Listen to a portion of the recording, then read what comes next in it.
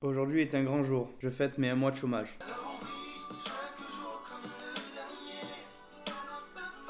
Oui, parce qu'en fait, il faut faire croire aux gens qu'on est en dépression au chômage. Les gens, ils te regardent et ils sont oh, il est au chômage. Moi, ce qui me gêne vraiment dans le chômage, c'est les questions qu'on nous pose. Ça va, pas trop dur le chômage? Toujours chez Paul? Toujours chez Paul? Toujours ces voix-là. Toujours chez Paul. Paul, Paul, Paul. Moi, je pensais que le vrai problème, c'était le fait de pas se sentir valorisé socialement. Parce qu'avant, on travaillait et tout, donc tu pouvais parler de ton job avec tes collègues quand t'allais boire une mousse, partager des choses avec des gens, tu vois, sur ton travail, sur tes passions. Alors que maintenant, qu'est-ce que tu veux partager, quoi? Y a rien à partager. Le chômage, tous les jours, c'est vendredi. Parce que tu te dis qu'il y a samedi et après il y a dimanche pour récupérer. Quand vient le vrai ce vendredi où tes amis qui travaillent veulent sortir, bah tu sors toi aussi. Donc tu vas, tu te sers un petit verre et il y a toujours un con qui vient et qui fait Attends, eh oh, doucement sur la bibine, ça te va pas bien. Ah dis donc, t'as l'air bien fatigué toi. T'en branles pas une pourtant, non? Comment ça se fait?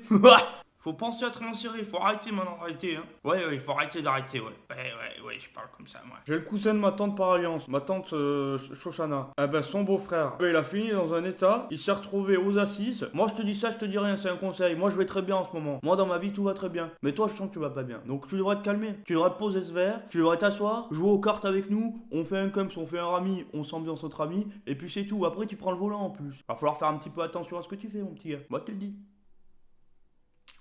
Donc ça, c'était le côté ami. Maintenant, on va passer au deuxième côté, c'est le côté copine. Ou copain, si vous êtes une femme. Ou si vous êtes un homme. Ou si vous êtes un animal. Ou si vous êtes un poteau. Un lampadaire. Oui, parce qu'elle, elle s'en va au travail. Et une fois qu'elle arrive au travail, elle se rappelle, elle fait Oh, bébé, j'ai oublié la machine. Mais la machine, pour ce soir, pour ce week-end, mes habits. Est-ce que tu pourrais la mettre? Après, tu pourras l'essurer. Après, tu l'étendras. Après, tu la ramasses. Après, tu la repasses. Après, tu la plies. Après, tu la ranges. Ensuite, tu fais pareil avec la vaisselle. Quoi?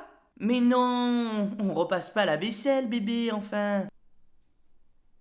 Et une fois que t'as fini ça, faut t'occuper de tout le reste. Vous savez, je perds mes cheveux là. J'ai les cheveux qui tombent. C'est pas par rapport au stress que je trouve pas de travail, hein. C'est parce que je me transforme en monsieur propre en fait. Tu vois ce dégradé là? Monsieur propre, il a commencé comme ça. Il a fini avec un balai et un seau à la main. Et ben c'est ça qui va m'arriver, je pense, c'est ça. Et au chômage, on découvre aussi 2 autres métiers, encore plus intéressants que le ménage, hein. Postier. Alors il faut savoir que depuis que je suis au chômage, je suis Jean-Michel Laposte. C'est-à-dire que toutes les personnes de ma famille et de mon entourage qui ont une lettre à poster, c'est pour moi. Ouais, alors ça, ouais, c'est papa, ouais. Ouais, dis-moi, je te laisse encore un message, je sais que tu écoutes pas les autres, mais peut-être celui-là tu vas écouter. J'ai besoin de toi pour que tu me récupères une lettre et que tu me la laisses à la poste, en lettre recommandée, parce qu'il faut qu'elle arrive pour après-demain, c'est pour les impôts, c'est hyper important. Donc, est-ce que tu peux rendre ton service une fois un peu un jour, David, tu peux rendre service à ton père quand même un jour. Ouais, allô bébé, c'est moi. Je voulais savoir si tu voulais me rendre un petit service. Tu sais, les nouvelles petites bottines que j'ai, les bleues là, pétillantes pour l'été. Tu pourrais les renvoyer s'il te plaît? J'ai pris du 37. Mais comme tu sais, je fais du 39, elles sont un peu trop petites. Pourquoi j'ai pas pris ma taille? Ben je sais pas, je voulais changer un petit peu pour changer. Donc une fois que t'as passé ta matinée à faire le postier, l'après-midi, tu fais taxi. Maintenant, il faut aller les chercher, les ramener.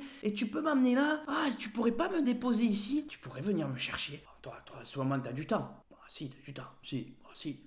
T'as plus de temps, t'as plus de temps que nous, quoi, déjà, t'as plus de temps que nous. Nous, on n'en a pas beaucoup de temps, hein. J'aurais besoin que tu ailles me chercher le neveu de la cousine, le petit Boris, à l'école, que tu l'amènes, il a poney. Ensuite, tu le récupères et tu le déposes chez sa mère. Pas chez son père, son père, c'est semaine impaire. Là, on a une semaine de père, c'est sa mère. Mais ça, oh, mais ça, dis-moi, que maintenant tu as du temps là, libre là, tu as toujours pas trouvé de travail, toi, tu es toujours dans le même cas. Tu me rendrais service? Tu m'amènerais à l'aéroport demain matin? Ben il faut venir me chercher à 4h45 et je prends comme ça, je suis là-bas à 5h15. Putain, je te demande un truc, une chose, je te demande, une chose, fais un effort, non? Et donc après tout ça, tu vas à ton rendez-vous de Pôle emploi et la femme te regarde et elle te dit dis donc Vincent, je vous trouve un petit peu fatigué en ce moment. Vous êtes découragé? Faut pas se décourager Vincent. On cherche du travail, on en trouve. Si vous avez besoin de quelque chose, vous m'appelez, je vous réponds. Je vous inscris illico presto sur une formation collective demain après-midi. Ces formations collectives, c'est un peu la secte. On y va, on est ensemble. Bonjour, je m'appelle Michel,